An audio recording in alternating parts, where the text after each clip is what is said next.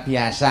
Wilujeng dalu Mbak Mimin. Wilujeng dalu Mbak Limbo. Wilujeng dalu Mbak Apri. Sugeng dalu Mbak Limbo Mak Cangik. Waduh, lama tidak ketemu nggih. Lah nggih to, gek kula niku kapang sanget kalian Mas Akbar lho. Mbak Apri kapang utawi kangen kalian kula? Saestu menika.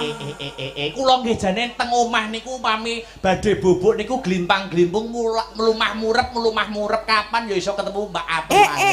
Kados mekaten panjenengan saatase dalang muda. Iya. Kondang, kok iso kangen karo aku. Gek kula dasare ya sinden enom tur wedok. Nggih, ya. Ana sinden kok tuwa. Heeh. Lanang dandan wedok. Sinten lho niku Mbak Apri? Nek bocah mangkat keprun ae. Wong lanang kok dandan wedok tok ora umume. Lah ya malah kreget-kreget di panggunge Dek Akbar to carane ngono. Kok Dek Akbar lho? Lah umure ra iki sak anakku to. Oh, Nek karo ngaturi toling rak darani piye ya Dek wae. Aku 50 kurang 1 Jek Ayu kimplah-kimplah kaya dudo gule kok ngene lho. dadi jenengan nek ngaturi ampun, Mbak. Lho, nek kula nek kali jenengan Mbak. Leres. Nek kali Mbak Mimin niku napa kula nek ngaturi? Bapak. Ra menghargai proses iku dandan lho. Lah jare tak anak. Kaya sia-sia ta wong nek dandan wing jam 3 sore lho. Injih, penyon bagek kula sing rada alus. Oh, ngaten nggih. Injih. Walah ya. Kula tasih klebon anu piyai jero beteng dados bahasanipun kedhalus. Priyayi jero beten niku trah tedak ing Andana Mari tegesipun darah biru. Darah biru kasinggihan ngaten. Priyayi kraton. Injih kaluhuran. Kraton. Kratone ngiblis iki lho. Seneng. Kraton Fatah Ngayojo ngono lho no. Oh iya, jenengan bagek ingkang alus. Aduh, wilujeng aku sudah nyeluk bapak ora iki. Ayo penyon menika kok marake lingsem lho piyai kakung nek ngono kuwi gedhe. Ndak, aja ngono to. Aja terus sambat. Wilujeng dalu Mbak Mimin. Dalu. Aduh, kok Lah, kok- cuek mentok kok terus klewok-klewok. Jare kon bagekne, bareng dibagekne kok cuek kaya ngono. Ini adalah salah satu treatment cara wanita membentengi diri. Wanita. Kan ana sing digodha langsung memeti, langsung paribasan payudarane diunjuk-unjukke. Ana sing klambine dibiak-biakke kanggo rok Ini, ini. ini, Nek aku dengan cara yang halus wong lanang arep gogloh penggalihe. Kok gogloh piye gila kok. Tak pateni lho kowe Cip.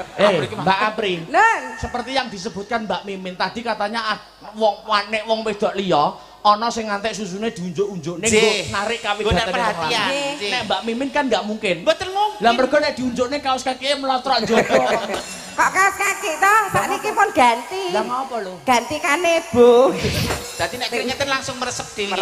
Banyak wanita tuh mempunyai cara untuk membentengi dirinya. Onten sing muslim dengan cara berhijab. Berhijab. Dia berhijab. Misalnya belum bisa berhijab paling tidak dia pakai baju yang tertutup. Betul. Ada yang wanita latihan pencak silat. Nek dinakali wong ning jalan dia bisa melawan. Ini nek saya dengan tutur kata yang halus, ora arogan, jadi wong lanang arep teranyaan karo kula ya mikir. Bocah haluse kaya ngono nek tak kasari, wong wedoke kristal saupamane nek ngakak pecah hancur lho men kaya. Wedok apa? Wedok kok nek nguyuh ngadeg ki apa eneng? Nek nguyuh lungguh bapak iki Lah pun beset-beset. nggo kebaya. Heeh. Sanggulan wis maca ayu. Cantik. Kebelet nguyuh lah kok ning ngisor wit gedang ning kebon nguyuh. Kok arep rampung kok mesti kejang. Kejeng piye? Kae ngono ngetus. Dadi mang uyuh ning lokasi wayangan iki mau ngadeg, Mbak. Nggih teng ngingking. Lah Ngono darurat kok nggih selati. Ngono kuwi iki mbok yo nglunggone aku to, sebagai dalang ngono to. Ya ampun Mbak Mim Mbak Pring nderekke masak bar bengi iki. Lah kok baru bintang tamu ayune kaya ngene kok nguyuh kok ngadeg iki lho. Kedahipun lenggah nanging menika darurat lho Kang Mas, lane piyai takut jane idol darurat. Ya ngerti aku nek lungguh ki kesreh barang. Tau lungguh malah nyapu dalan. Irone jare iki lho Mbak nyapu Wong dalan. wedok nguyuh lungguh kok lecet iki piye paene. Ngene lho, Lek. Jen ndongake. Sowan wonten dalemipun Ibu Sobiatun. Juragan es krim, Juragan es krim. Mula kula nyawang Bu Sobiatun kok awane adem sejuk. Aces ngene ya. Nek nyawang Iya. kok kaya nyedak neraka ya jelas. Kate-kate. Iki acara tetakan. Tetakan iki piye to, Jos? Ya kaya kowe dhisik no. Kok dadak. Aku ora ditetaki kok. Tetakan iki piye? Sunat. Sunat. Tetakan ki dienggo apa jenenge? peralihan dari anak-anak ke balik. Oh, balik ke masa dewasa. Sing maune paribasan salat ijek dadak dielingke, saiki kudu dengan sendirinya. Sinau dadak dioyak-oyak, saiki sinau dengan sendirinya. Dadi tanggung jawabnya luwih abot. Aku ya ora ngerti babagan tetaki kaya ngopo ngaku dhisik kudu dikerik kunir dadi. Kowe rasa ngomong ngono. Piye? Sing terke sunat aku tak sepil kene tak share nang grup Arta Brata apa piye tak sepil ke organmu apa piye kok sok cantik. Lah kok kesangeten lho kaya ngono abrak kaya mong kowe iki pinter le menang dandane Nyamudana. Tapi bener lho Mbak Apri, dawuhipun Mbak Mimin kalau mau. Orang itu kalau sudah sunat tegesipun pun akil balik, ngibadah menika ora salah diperintah harus mempunyai kesadaran atas tanggung jawab jika kita itu manusia yang bertuhan. Wayang ibadah kudu wayang ibadah. Yang menjadi pertanyaan satu Mbak Apri. Upamane kula nak muslim, panjenengan kekalih nggih muslim. Lah nek Mbak Mimin menika nek pas wayah salat Allahu Akbar lunga ning masjid menika kumpul sing lanang nganggo sarung apa kumpul wong wedok nganggo rukuk? Nah, judeg ta kowe? Kumpul kiai kakung nganggo sarung. Apa kumpul piye putri ngagem rukuk? Kumpule kula mboten teng piye kakung, nek teng pilar nika nggih kula. Nggih kumpul piye kakung. Oh, kakung ya. Nek nggih ibadah niku ya kembali. Mestine kembali pada fitrahnya. Nek babakan agama, babakan salat, niku kembali ke fitrahnya kene ya dadi sukimin. Kok sukimin sapa tak? Kowe. Tak pateni lho Mas Panut kowe. Walah, jenenge iki sukimin to. Sukimin. Menika namung Samudana kemawon. Alah Samudana apa jeneng KTP asli? Mboten. Kanjeng Rama delasan Kanjeng Ibu. Nduk senajan to kowe putra nata. Anak ratu. Nata rembesing keceren. Aja adigang adigunung, adigang adigung adigunung. Aja kumalungkung, aja sombong, aja jumawa. Kowe tak kei jeneng nganggo nyamur laku, kowe nyamura dadi wong sudra, dadi wong cilik, dadi rakyat jelata. Loro sauden telu sauruban. Nggih, men paribasan wong kuwi ora menghormati kowe mergo titelmu. Kowe turuna ke bawah nyamur laku nganggo jeneng Sukimin. Niku wong jeneng alias. Men masyarakat umum tidak tahu bahwa saya itu masih darah biru Trainota rembesing mati. Lah nek jeneng keraton asli apa ya enak berarti ngono kuwi kok iso. Kula Kusumane Ngayu Mimin Saputri Ratu Angga inggih pringganing Tias Ari Gustanti Agni Pratista Arkadewi Kuswardono. Nami lho. Kok sing Mas Wardono kok jebrot iki. Nglegenang dono. Nafasipun sampun ngos-ngosan. Kuwi jenengmu sakmono ki ya ana artine, Le. Ya ana ta, Nak. Apa? Wis ngarani nek Kusumaning Ayu ki ngerti jenenge wis jeneng-jeneng kraton heeh. Umume. Terus Kuswardono. kuwi apa? Warine ra ono. Lah iki kok eneng, Le. Ah, iki mau segendare ngulatke wae. Wah sing gendere pun ngawasi mawon. Injek gak ngeten iki. Nek mau ngawasi tok mboten masalah nggih jenenge kagem netra mungkin terus kagum nggih. Kagum dengan kecantikan saya atau kesabaran saya atau inner yang memancar dari saya. Inner beauty. Bisa jadi itu. Tapi kok kata-katanya sih niku Mbak Pinten, Mbak Pinten.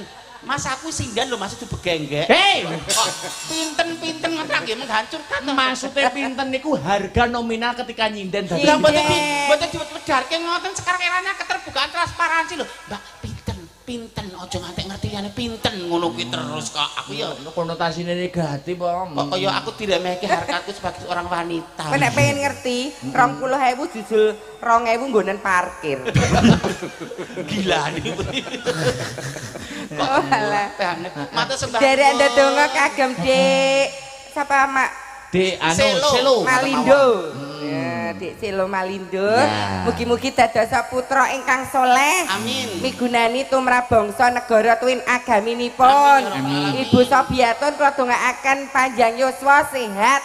Tutuk momong putra wayahipun. Rezekine lancar, lumitu berkah menjadi berkah buat banyak orang karena sebaik-baik manusia adalah manusia yang bermanfaat buat orang lain. Khairun nas anfa'uhum linnas. Napa niku? Lah niku sebaik-baik manusia adalah manusia yang bermanfaat bagi manusia lainnya. Pinter nek dibuntel Mbak Dewi ora ditularke urung manfaat. Sugih nek rung bermanfaat kanggo sak kiwa tengene rung diarani sugih. Nah, ayu nek dienggo dhewe, aku ayu tak go sapa-sapa. Wah, maksudnya sapa-sapa ki kagum dengan kecantikan saya, ora kok ngerahapi ngrasake tubuh hamba ya ora. Tak kira kowe iki anu lho Lek, kondange sinden saka Ngayogyakarta lho, du saka Guyangan lho.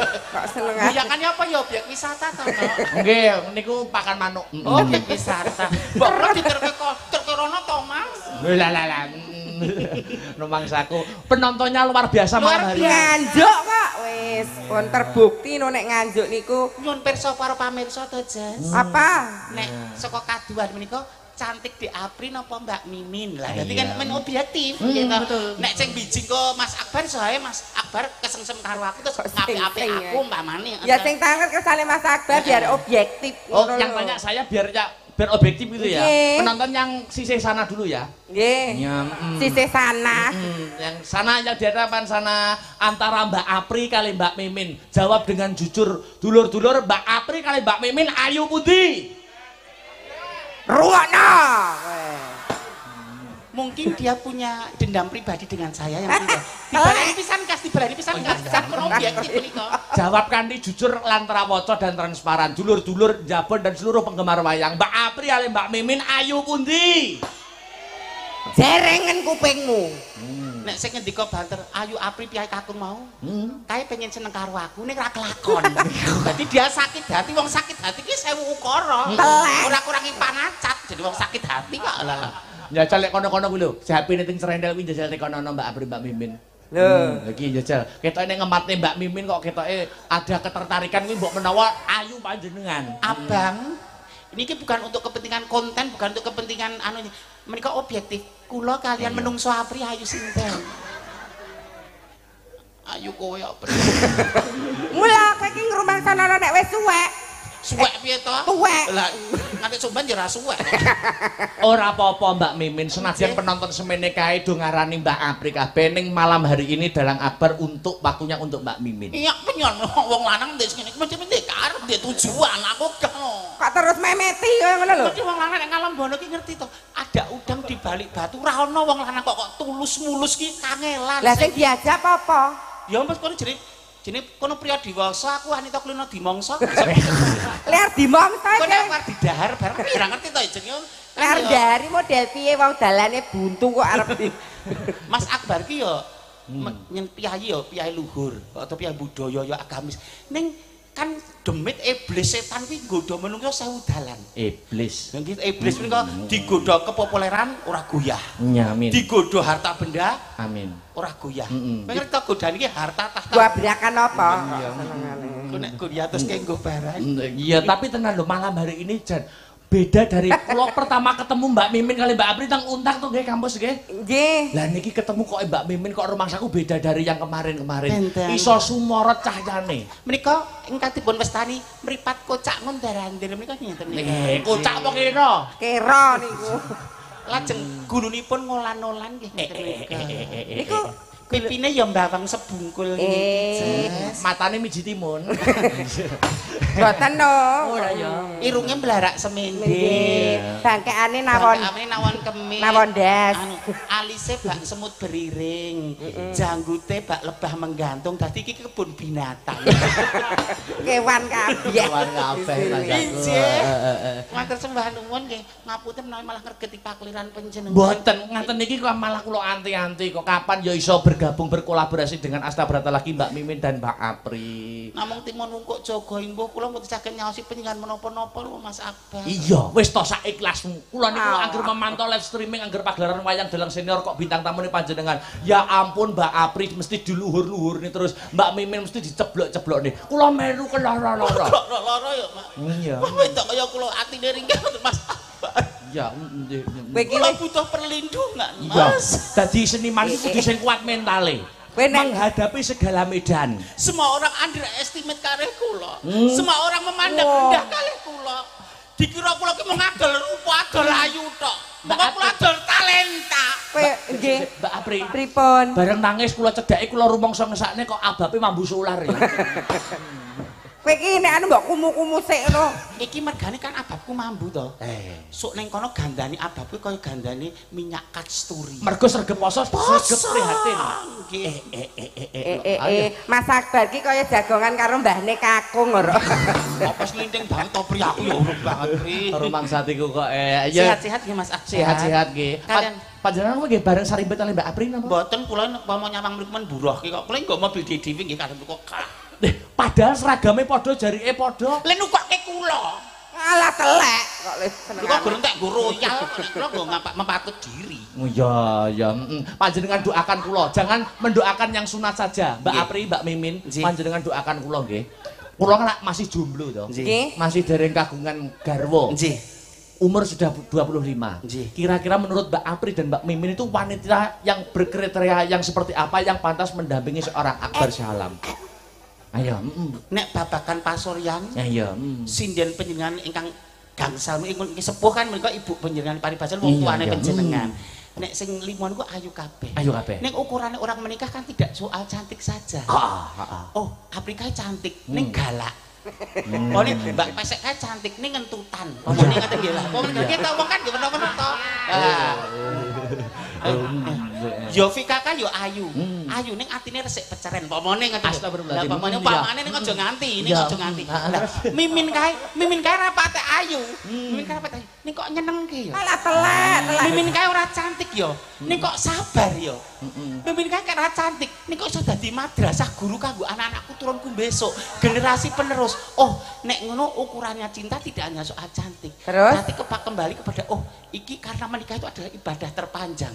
Ibadah terlama, sholat paling 10 menit. Betul. Puasa dari fajar sampai matahari terbenam. Ning menikah terpanjang, bisa 20, 30, 50 tahun, 70 tahun. Nek mau milih sak-sake mergo ayu.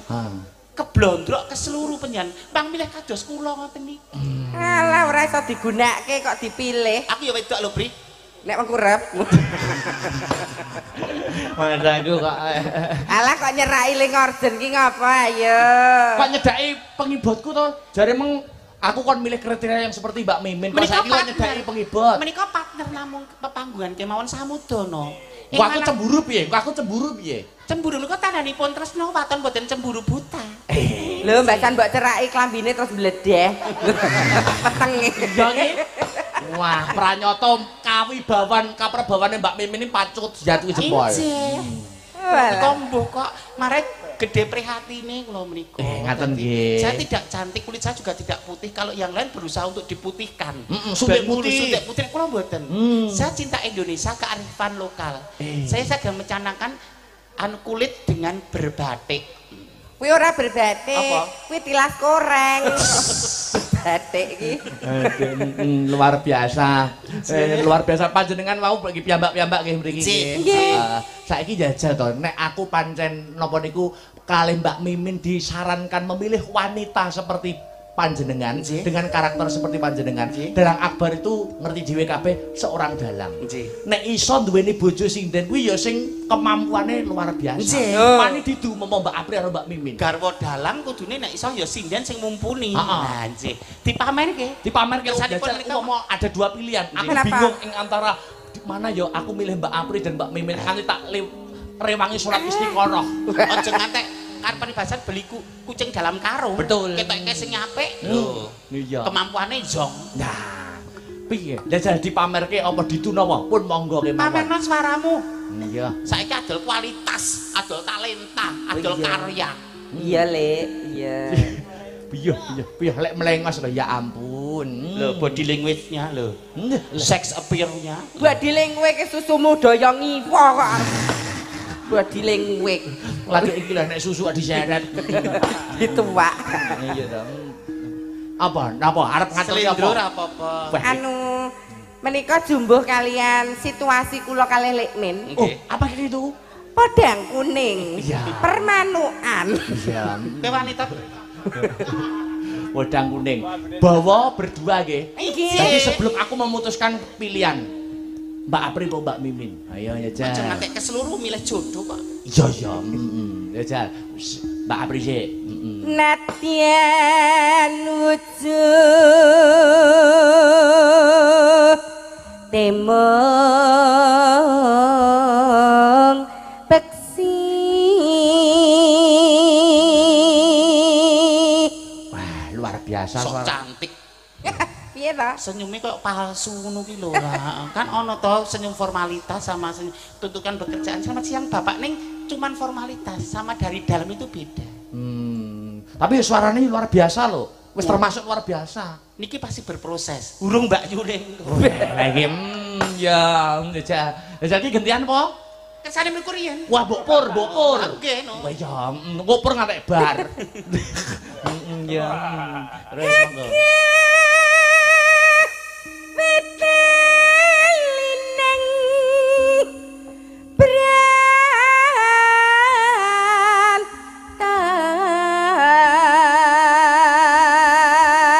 Aku ora rugi nek milih Mbak Apri. Turu terus karo dilus-lus sirahku karo ditembangke pendah ayeme. Kan wonten referensi sanesipun. halus manis nengse make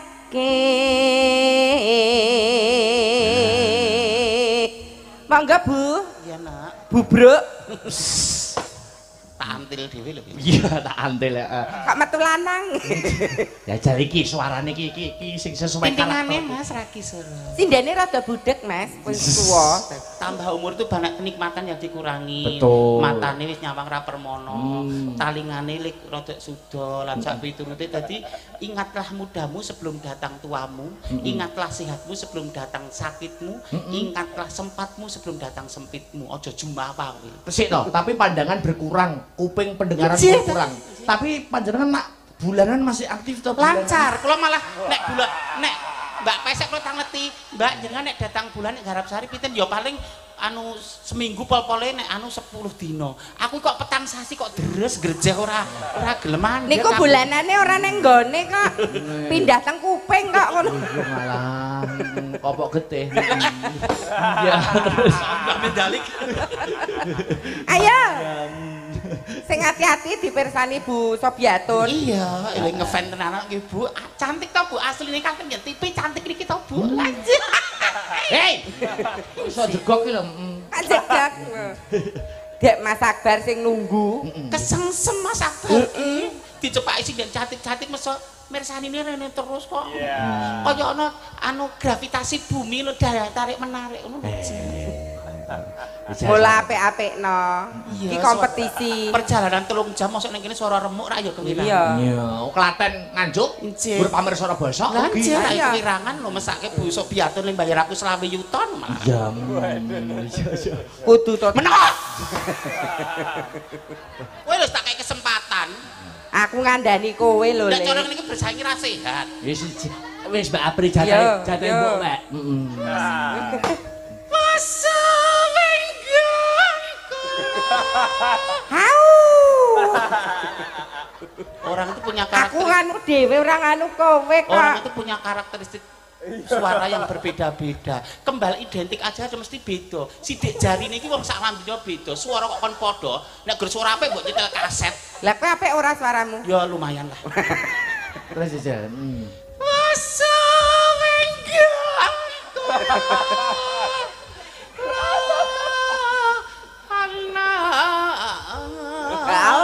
Sik, tapi ki ada nilai plusnya lho. Injih, nilai plusnya Panjenengan apa kok ketoke ngopeni teknis teori wong nyekel mic to, Mbak. injih. Nek Gimana sharing-sharing. Kalau pinjem yang titik puspa, Titik puspa? itu teknik tebal tipis. Tebal tipis. Tidak hanya banter terus, tapi tebal tipis. Tapi nggih, tapi nek kula teknik sendal pancing. piye Oh, sendal pancing piye? Lup. kuwi ketoke aneh Nek terlalu dekat kadang nanti kan memekakan telinga Nek terlalu jauh kita nggak tahu mixnya sok kadang kita nggak boleh komunikasi sama sosial media. Jenenge teori sendal pancing. Sih, aku kuwi ngono gaweanmu lawas Sik lho, ning ngene sendal pancing terus mike nyogrok telakan piye? Ora enak ya? mboten wonten. Oh, iya.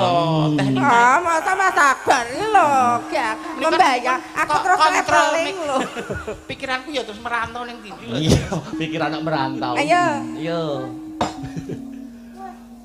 Masa wenggangku. Ana golek isi podang. Ngapa to Mas? Nyapa apa gedere kok kita sentimen. Mas, yang jauh aku ini baik dengan saya jangan diartikan macam-macam. Kita profesional kerja loh Mas. Heeh. Kamu berhak mencintai, nek aku ya berhak nampe. Adik Oh, loh, orang tuh ribuan orang cinta sama saya boleh, tapi saya juga berhak memilih. Saya berhak nampik wong wedok ki menang nampik. Ternyatane aku yo ngesir Mbak Mimin. Lah dagangan sak upamane kok. Lah yo sing gendar yo ngesir. Dagangan ya dagangan. Ning nek arep metu ki ngilo sik, sing kurang pener endi? Jenggotmu lho teng cringi. Dania memang urung sida karo aku lho ya. Dania nyocok turut weteng bar ya. Kok tekan weteng napa sing napa? Kok tekan weteng bar iki gek napa lho? Kok nyapa kok ngajari kula sing mboten mbok. Mbasan petok lek men kok Mas Akbar ki horor. Horor. Goleki alah goleki. Alah le ngangge tangane iki lho le nyilak-nyilake. Oh gelang. Kopel kali kula kok, Mbak. Oh alah. Kopel kali kula. Buat orang yang sirik iki ndarani sombong. Pamer. Sombong pamer dupeh tuku mas-masan dipamerke. Tapi buat yang berpikiran jernih, oh ternyata wong wedok ki nek setiti ngati-ati iso dadi daringan iso nyelengi. Kenapa? Itu bukan untuk pamer, manakala anake adalah wayah bayar kos. Ayahe anake wayah njaluk tetak. Wayah sumbangan sedina ping 8. Ora kudu ngatung wong lanang, Pak Nile nyambut gejek sepi gelange tak do ya, Pak. Disitulah peran wanita-wanita iki paribasan daringan sakupamane. Kuwi nek sing ngendika ngono Busa Biaton aku percaya. Nek sing nganggo ki Busa Biaton ki genah asli. Lah kowe iki mas-masanmu le tuku ning Shopee le iki. 70.000. Bulan disemprot ya. Iki sing nampa pakete kula kok. Ngapa? Ben aku anu, ben aku nampani. Mboten 80 gram kan kula dari tadi bukan pegang tangan terus to. Wes kaya ngabote Mas. Yo. Niku ayo. Sombong amat. Kanggo wong sing ra seneng kok sirik. Sirik. Bola-bali bandeng. Wis kowe. Mas aku. Golek isi podang. Iya. Apa ele? Piye? Kok ketake sing nyimping ngono ndelokke nang bagian. Mang ngomong kalih kula, aku pengen wudu ngono. Lah nyamang budhe kok adi betot. Maksudnya piye? Mbok ra do ngono ta. Terus Iba bengenge tiku.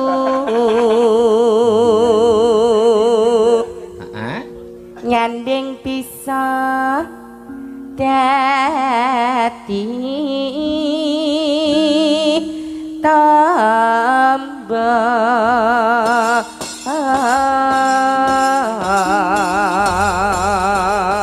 sik tak selani maca WA nggih Mbak Yu.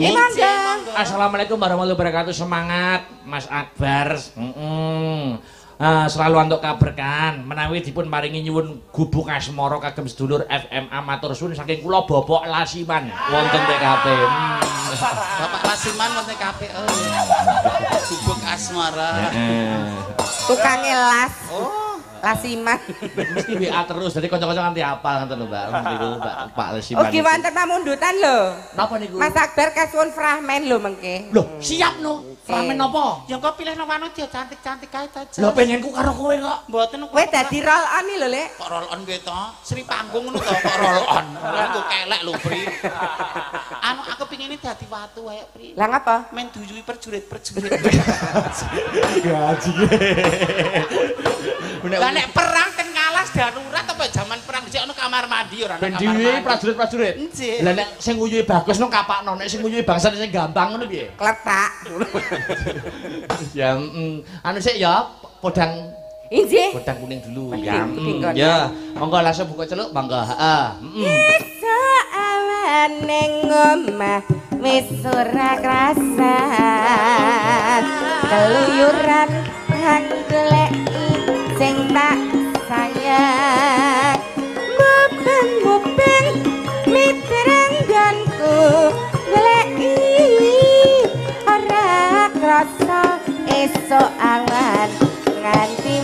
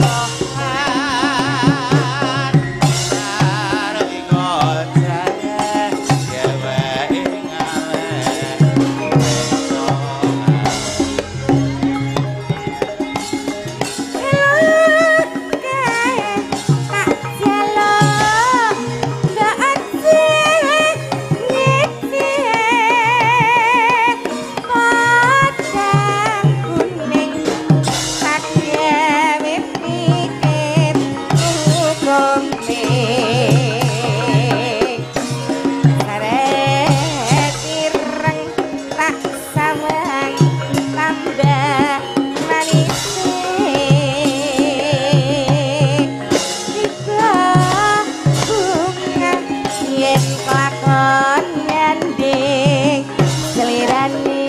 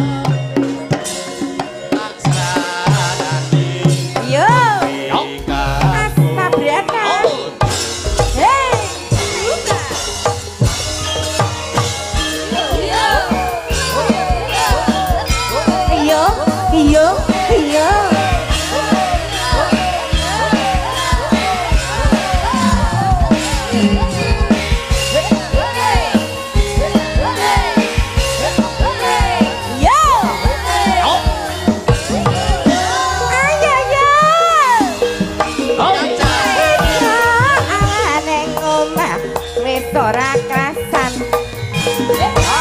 keluwihan kang goleki sing tak sayang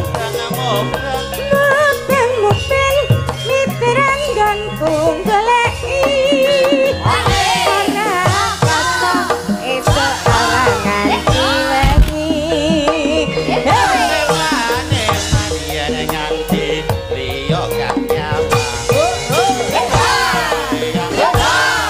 tak sawang mencok neng abang gancangan tak rindhe sapa kadoh saringot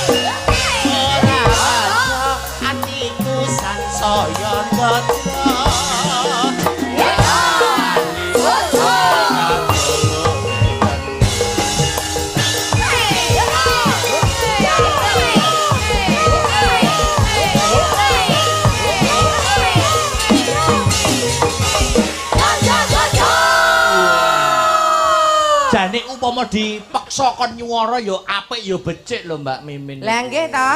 Kula niku mung mboten seneng umuk wonge. Alah, mung sarwa prasaja. Kula sawang niku nggih gerakane nggih berciri khas. Sithik-sithik gerakane ora terlalu vulgar tapi iso narik kawigatene wong lanang. Oh mboten seronok. Nek kula niku kan seronok banget. Nek Oh Mbak Apri niku nggih. Nek kula masih elegan Mas. Nek Lek Min kan punya ciri khas. Oh napa niku? Dadi antara khas karo ciri akeh cirine. Masuk akeh cacate. Mas aku. Sik mau napa wonten pamundutan napa? Fragmen. Fragmene napa lho? Apa Lek? Manut panjenengan kula ya. Napa nggih? Apa? Lara Jonggrang purun. Burun. Sri Tanjung Sri Sida Tanjung Paksa. Purun. Niku mawon. Napa? Sri Tanjung Sida Paksa jenengan dados Sida Paksa. Niki Sri Tanjung. Niku mengke rak critane jenengan tindakan. Heeh. Lah ninggal Sri Tanjung. Ninggal Lah, utang ngono. Ternyata Sri Tanjung niku diparani kalih Prabu Silahadikrama ajeng dipun perkosa. Neng mriku mboten gelem.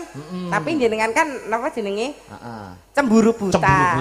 Nah, mengke niku jenengan polo tenan. Ya aja ngono mriki drama kok polo tenan. Jenenge drama ki Ya ya. drama nek polo tenan ora siut tok le nyambut gawe ameng nyawa. Kudu totalitas lho Lha Lek. sing Tanjung kowe ae. Lah role dhewe-dhewe kok. Ayu nih ayu aku kok ya marahi. Iya. Sik lah panjenengan dapukane napa? Kula anu. Gedibal. Napa piye? Anu nggih ngoten mawon. Sri Tanjung. Kula apa jenenge? Abdi Taman jenengan Sida Paksa. Oke. Kersane disiarke MC rumiyin. MC. Oh iki dapuk anu ngrotel. Bayaran dobel kok. Iya. Multi talenta kok. Iya. Anu Mataraman, Mas. Duduk. Iya.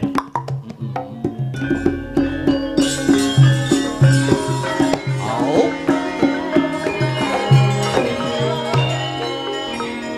Nuwun para miyarsa.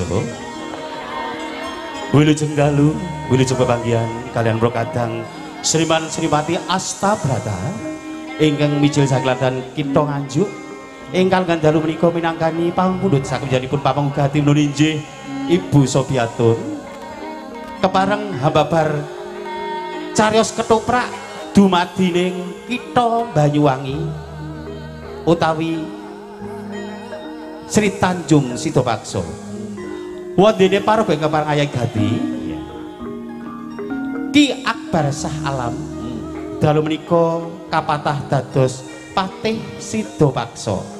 Aku Princess Aprilia Sucipto Susuki dalu menika ngayahi dados abdi Mantasaring Widyawati tetungguling waranggana mustikaning kenya.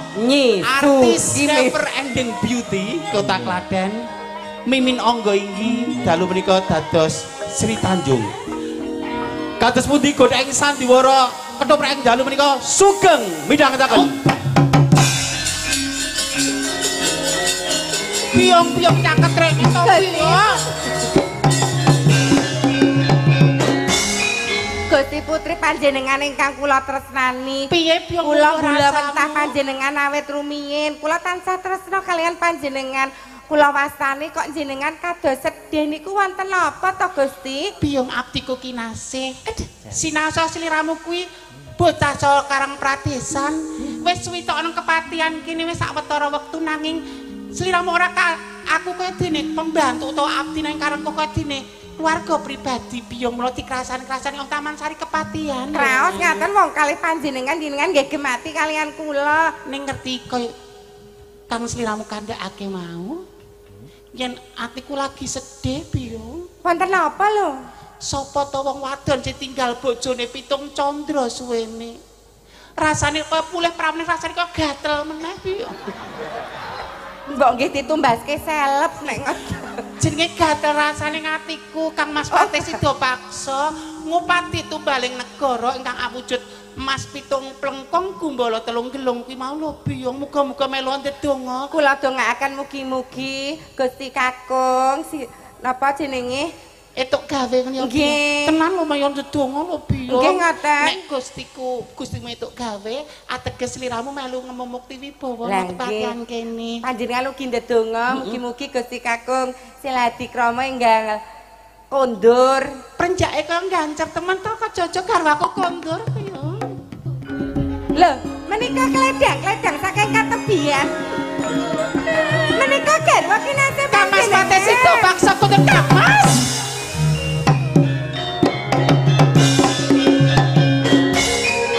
Aku lingsem piye karo garwaku. Aku diambung mak deg. Sembah bekti kula, Gusti Kakung. Nggih. Aja nyedak-nyedak ya. Iki sinyale lagi kuat-kuate. Mikir sing wireless rono. Ya, Waduh, Yayi Tanjung Kang Mas Patih injih. Biyong aku ngimpi apa kasunyatan to biyong? Kasunyatan menika Gusti Kakung Siladi. Mentas wae dirasani ingkang panjenengan tresnani, ingkang panjenengan pun dangu kapan to? Aku kok rasane grogi kaya perawan meneh ya biyong. 7 sasi lho. Mbok menawa nek wong wedok liyane wis golek inceran liyane, wis golek nanging Kang Mas. Saestu menika garwa kula Kang Mas Patih Sida Paksa saestu Kang Mas. Aja nangis, nek nangis mesti nguyuh kowe mesti. Manut ya menika keblet pipis mawon sih dereng cek tekan kamar mandi pun tek tendalan lho Kang Mas. Iya. Iki abdimu apa anyar? Menika abdi kinasih. Abdi jenengan pangling kalih kula niku pripun wong kula ingkang ngomong Gusti Putri pun dangu kok. Kok tak sawang kok malah ayu abdine. Ya niku ampun nalisir. Ceritane ayu kula, senajan ora kula bosok iki kula ceritane ayu. Kok malah ayu abdine. Iki jenenge wong jenenge iki lakon sandiwara kok. Mbok kula di anak 17 ngakuni ya perawan. Pun mriku Gusti Kakung sampun kondur dipun ladosi rumiyin. Kula tak wonten wingking rumiyin kersanipun mboten lingsem panjenengan. Ning kok aja-aja ya piye aja negake aku. Dipun sekecakaken Gusti Kakung. Soale aku rum siram jamas iki lho. Lah kelek. Tanjung rene ya. Injih Kang Mas. Muga antuk pengasih saka Gusti Ingkang Mahasih, aku bakal ana rembug sing bakal tak andharake marang Tanjung. Saestu Kang Mas. Heeh. Badhe wonten pangandikan menapa Kang Mas Pate? Nyidam sari kekidung memanis. Kok yo dadak gandrung barang kok. Mungkin dipun pirsani para abdi menika ora nyelingsem to Kang Mas. Lho, anggepen iki kabeh ora ana. Bumi iki anggepen nggur aku karo kowe. Namung kula kalian mandalem kemawon. Iya, mergo suwene aku ora ketemu kelawan jeneng sira wong ayu, sadurunge aku ngucap sing wah sing wigati tak gandrung dhisik. Ternyata wis suwe ora ketemu. Dasare agek digandrung padheran kula langsung kerem nggih Kang Mas. Anu kembut-kembut. Suwe rati jamah kok ya. Kaya kumbang kang amulat sekar. Nyampingipun nyun sewu nyampingipun nggih, anggenipun miranipun nggih Kang Mas. Soale aji ning diri ana kedaleng lati, aji ning salira wonten ing busana. Bojone sapa ta? Bojone Sri Tanjung. Oh, nyalira busana mula becik. Iya. Nanten. Kan menika nggawa jeneng oh daleme ngendika Nganjuk. Oh, wilayah Nganjuk saged tampi kanthi sami. Iya, iya. Ayo mlaku bebarengan. Astanipun Kang Mas groki kula astu. Lak pancal.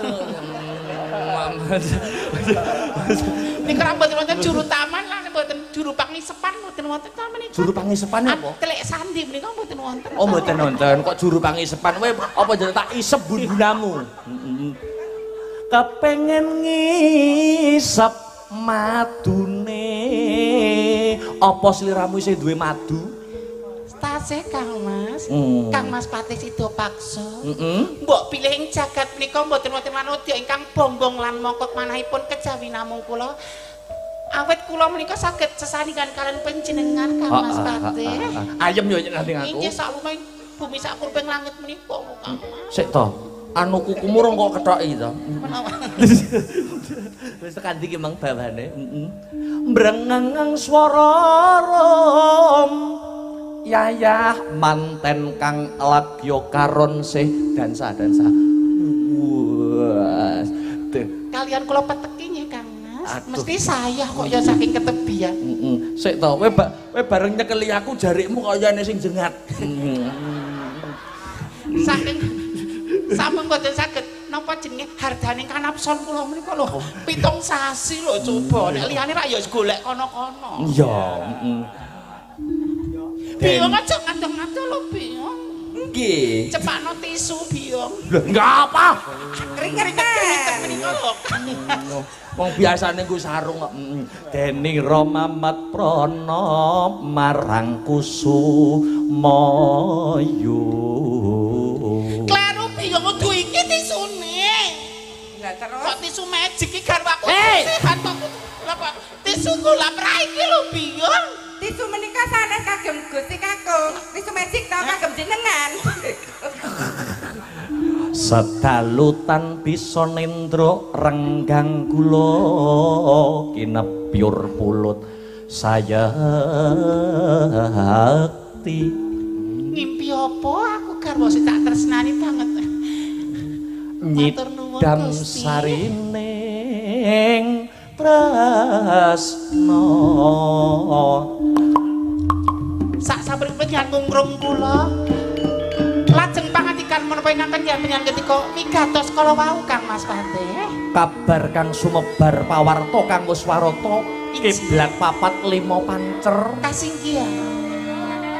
ana kabar ingkang mawartake lamun jeneng sira Yayi Sri Tanjung kagungan rasa tresna karo Sinuwun Prabu Silahadi Krama. Satemah gandeng asmara senadyan mung sarana sesideman. Kowe kabeh mau kabar kang kabur apa kabar kang kababar ing kasunyatan? Kang Mas Pati Sida paksa. Piye wong ayu? Panjenengan ampun kegujengan lho. Bojo 7 sasi ora ketemu lajeng. Ngopeni swanten-swanten mbok bakul sinambi wara. Garwa ingkang kula tresna panjenengan namung nang dalem Kang Mas Pati Sida paksa. Ning iki kabar iki wis akeh sing ngrungokake. Kabar iki wis akeh sing ngrungokake, kepara wis manjing ana talinganku dhewe. Yen sliramu tumindak sedeng kelawan Prabu Silahadi Krama. Kang Mas Pati Sida paksa. Heeh. Gene panjenengan pitados kalian kabar saking Mbok Bakul Sinambi Wara saking Juru Trek Sandi. Iya. Mboten pitados kalian kula Sri Tanjung garwa panjenengan kang tunggu bekti tresna kalian panjenengan Kang Mas Pati. Piye abdi? Injih Gusti Kakung. Kondo Kang Walaka Biung apa Kang nudu mati ana ing Taman Sari Kepatihan Biung. Bendaramu apa tumindak sedeng? Ngaten Gusti Kakung. Kondo Walaka Biung. Kula seksinipun. Seksine piye wong? Kondo Prasaja Biung. Prabu Silahadi Krama menika leres tindak wonten kepatihan. Menika astunipun badhe gonjak Gusti Putri Sri Tanjung. Ananging Iya. Gusti Putri Sri Tanjung menika nggih ngadosi Gusti Kakung. Mimin. Kok Mimin? Alah, Suki kok Suki Mimin. Sri Tanjung. Tanjung. Kang Mas Pati injih. Abdimu wae ngarani kowe tumindak sedeng lho. Abdi menika wonten pepengkeran mboten ngertos sajatosipun Kang Mas Pati. Lah abdi wae ngerti polahanmu karo Silahadi Krama nganti kaya ngono. Kang Mas Pati kula badhe matur walaka kalian panjenengan. Walaka piye? Ning ampun duka lho. Ora. Injih kasinggihan Sinuwun Silahadi Krama tumuju ing Taman Sari Kepatihan. Marani kowe. Ing sedya bakal gonjak kalian kula badhe mrawasa jasad kawula nanging Kang Mas. Kula tesih gemi tresna sejati iki tresna kula kalian panjenengan satemah kula boten ngladosi saestu sak randuning badan kula menika dereng kepok senggol kalian Sinuwun Silahadi Krama kula boten matur dora Kang Mas. Siti Silahadi Krama nyicipi kowe? Boten kula boten ngladosi saestu Kang. Nyenggol. Boten Kang Mas, menawi pesok kesinggol bakal kula beset Kang Mas. Kowe nangis mau beker. Mas Pati. Nanging atiku wis kadung catu. Kedang kepawadan menapa panjenengan pitados atur kula. Aja panjenengan atur kula Kang Mas. Dirungokne tangga. Panjenengan kesangeten lho. Lah kepiye to? Ndak wae Kang boten wonten jluntrungipun. Kula menika tresna kan panjenengan ora ngladeni wong lanang liya. Kula kira milik muluk bareng Kang Melok. Dados karwa pati kula sampun matur nuwun. Aku tak mudhun kok. Jenengan niku dadi Silahadi Krama kok malah kalah karo wong wedok ki piye? Lah macane metu e. Lah jenengan ki kudune nek ngono kuwi langsung disabet. Wah, Nek wong wedok katene sumaradene saking dene sing lanang. Dituapuk-tapuk tenan, bupak tenan. Aja mbantah karo wong lanang, Tanjung. Truk.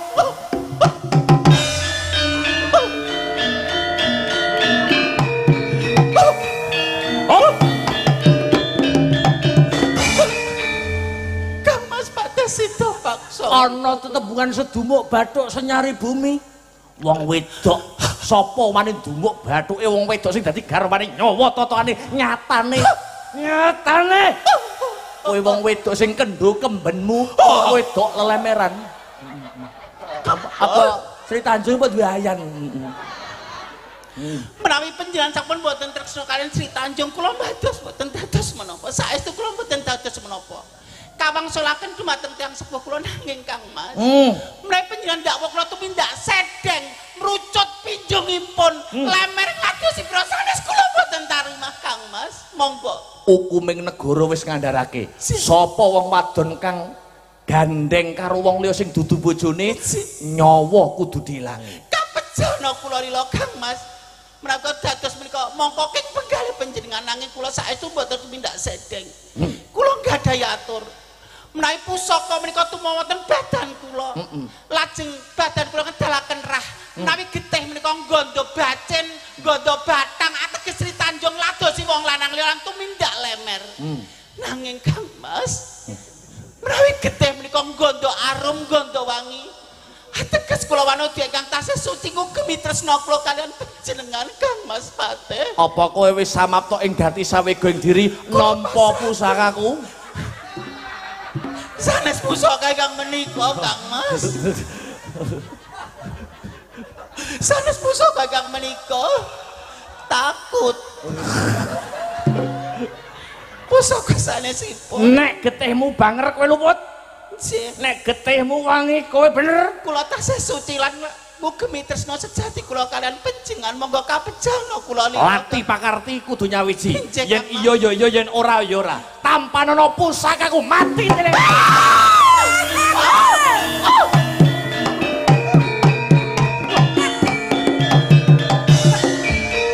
Lah Gusti Kakung panjenengan iku mbak ingkang saret.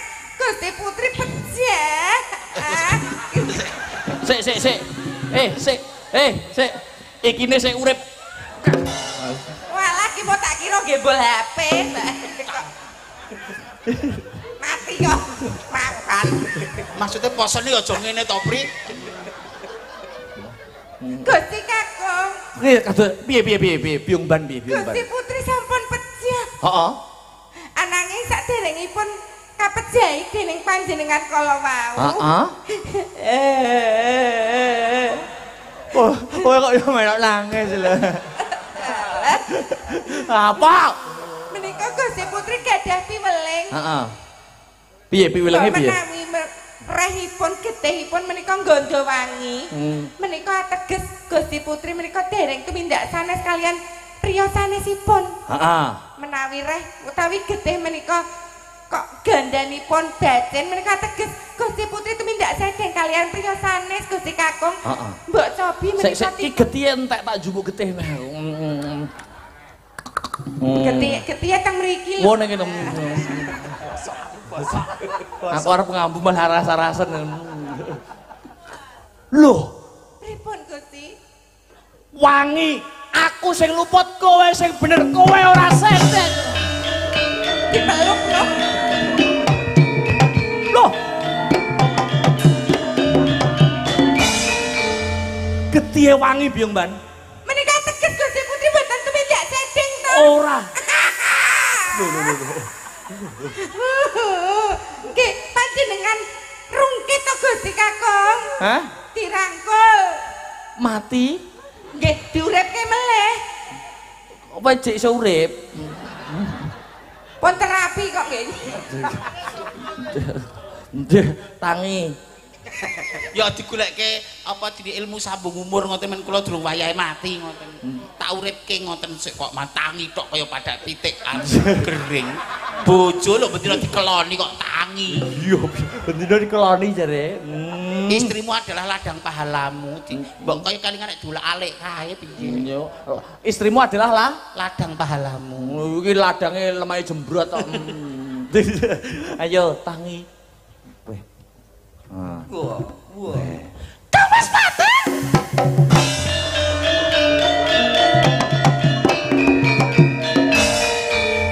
Wes ya bar iki. Nggih, sampun. Ning niku wae mengko pitutur lho. Nggih, pituture kados pundi Mbak Mimin? Wong wedok nek garwane lagi tindakan nampa tamu etuk. Ning aja mlebu jero omah nek ora ana wong liya. Yang ditakutkan itu meskipun tidak melakukan apapun yang ditakutkan fitnah di luar. Jadi dimang wonten dawuh niki bapakne nembe medal niku wonten kersa. Mboten monggo ndak mlebu mah pupung bapakne ra ning omah menika klentu. Terus nomor loro Piye Kakung cemburu boleh, menika tandhanipun cinta. Ning nek cemburu buta, cemburu kang wuta menika tundhonipun KDRT, penganiayaan ingkang boten prayogi. Iya, pituturnya pesan-pesannya. Nggih, pesannya itu. Dadi komunikasi yang baik antara suami istri menika dadosaken rumah tangga dados ayem-ayem tentrem. Nek kanggo sangusuk wis rapi. Injih kedahipun ngaten. Ning paring dawuh lho menyang menawi sampun krama panjenengan, boten kedah kalih kula ning paling boten modele kaya kula. Kowe wajib teko nek rabine Mas Akbar. Kowe kan dadi patah sesuk. Wis ketuwak pantris. Monggo Mbak Limbo badhe miji sinten wae Mbak Sinta karo Mbak Yopika ayo berdiri. Mbak Sinta dan Mbak Yopika. Ayo sepote. Monggo ayo dadekke sepote. Ya.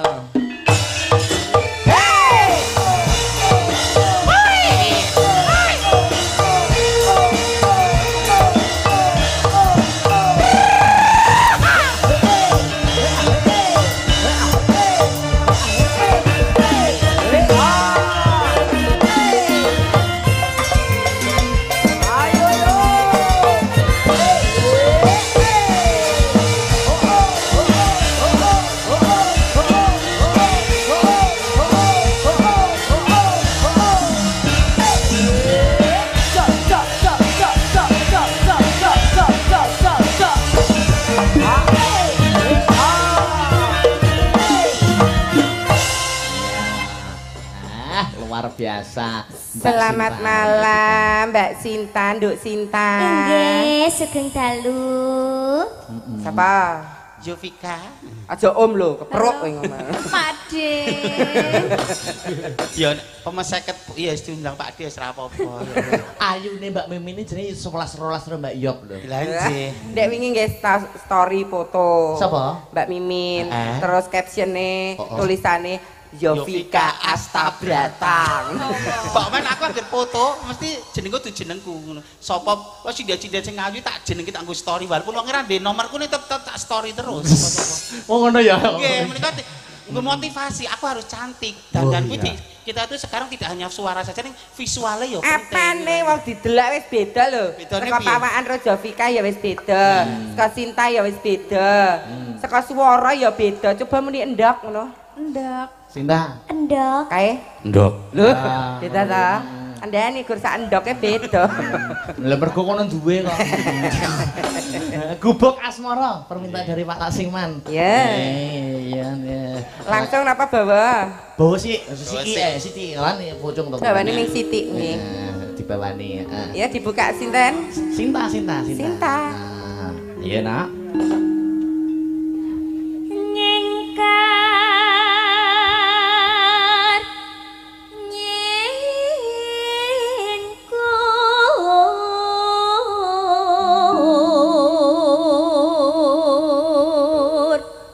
Cilik ning powere luar biasa. Nah iya. Diudi ya wong ayu. Dadi sinden sing ketrima. Amin. Yap. Wiwitane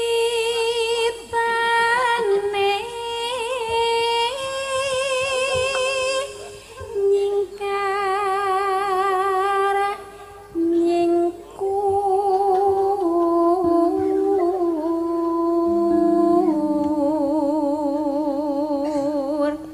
Kok karo tukang son kaya templek men ta lek kowe iki? Siapa ta? Mbak anu, Mbak nek wong wedok ayu kaya kowe iki ya tau ndek tengu ngono mosok tengu ya. Kene ya resik no. Mandi nganggo kaca kok tikon tengu. Padahal wong lanang sing cerobo ae ono tengune. Nek kemproh kowe. Lah, kowe nek karo tuwa kathok ra masalah wong wedok sarang duwe badal ngadus nganggo soklin kok ana kok apa jenenge? Baiklin. Baiklin kok. Men nganggo sing resik kuwi jenenge apa merek ramu. Kowe wani nggodha tukang son. Kowe engko dipateni sedulurmu lho. Sapa? Manuhara. Walah. Ya aja, enggak usah. Aku jek pengen seduluran aku gah. Sedulurku Manuhara aku yo ngapura iki mung sanjure Iku gewet riyen enggak ngaten niku. Apane ya lek segala elemen masuk ya kita. Sedulurku Manuhara aku yo ngapura. Wah, rasidos liyane iki wae. Aku jek senenge seduluran timbangane mung penake semene terkasane sundul langit. Pademen sisani ya. Terus. Ayo Nduk Sinta. Lingsam yen kemutan.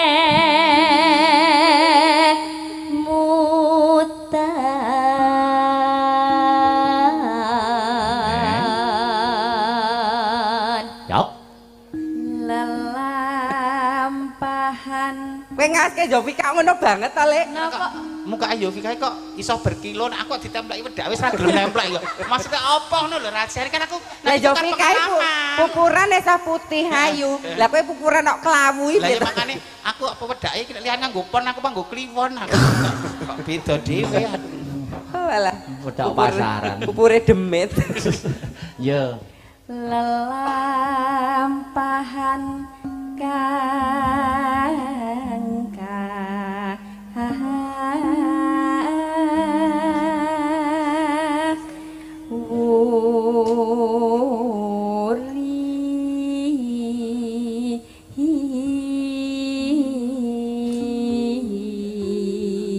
Mbak Apri. Dalem. Aku nak wis hafal karo sinden-sindenku to. Nggih. Kaya Mbak Yovika ngene iki ning ngadeg Mbak Desinta nek kadeg iki Pak Preng ambune iki parfume paling ora sinden Astabratane Bulgari. Bulgari. Nah, aku mong kok drama karo iki kok ambune Vanbo ya.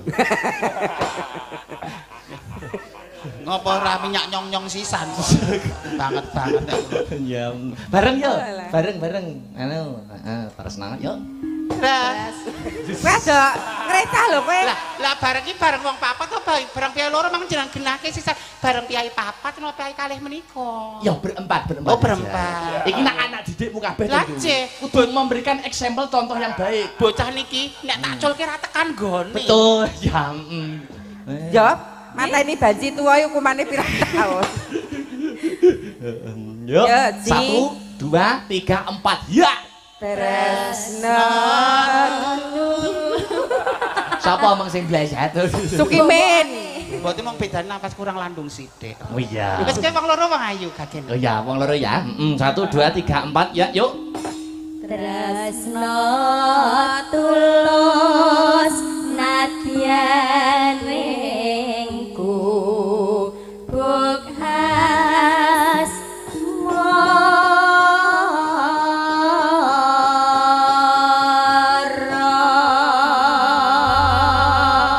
Ben ora medun iramane langsung digarap seragenan. Nggih. Terus kedua jaranan ora apa-apa. Manut kanca-kanca. Yuk coba kaya apa gubuk asmara. Ya yo. Yo. Ayo. Berapa ya?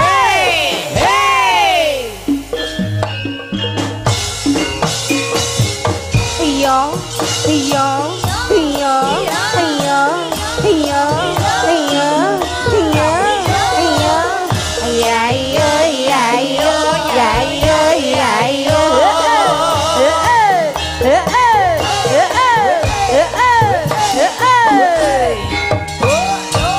Ala kati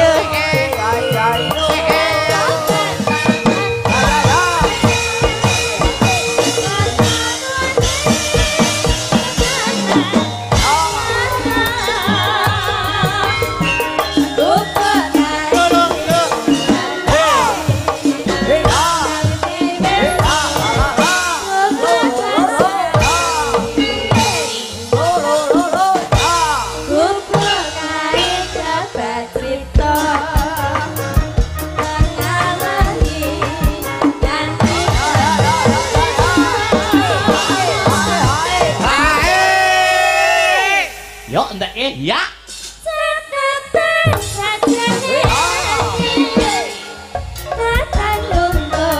Aduh.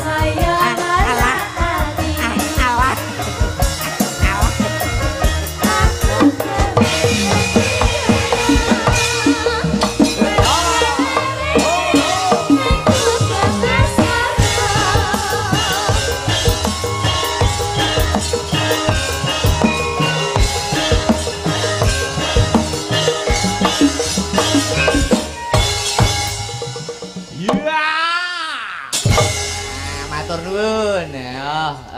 Sik satu kali lagi pisan kas dintekke. Oke. Ayo. Malik pelok Dik Beatrice Mbak Pesek karo Mbak Seli. Ayo. Bertiga. Spot sik sing melak ya cah. Ayo. Yo. Oh.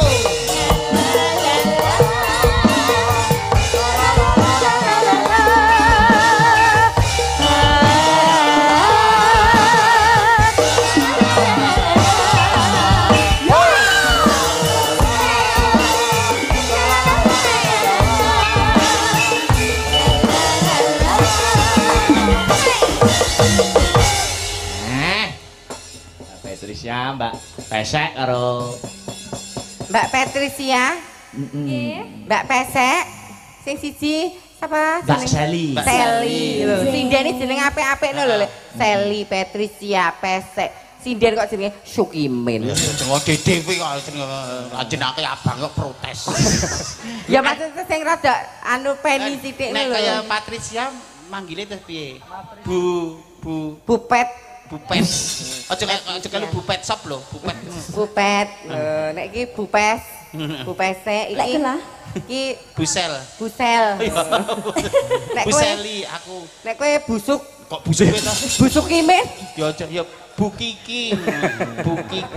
Ngono wae nek operator apa sound system gandrunge karo Mbak Mimin jan. Walah.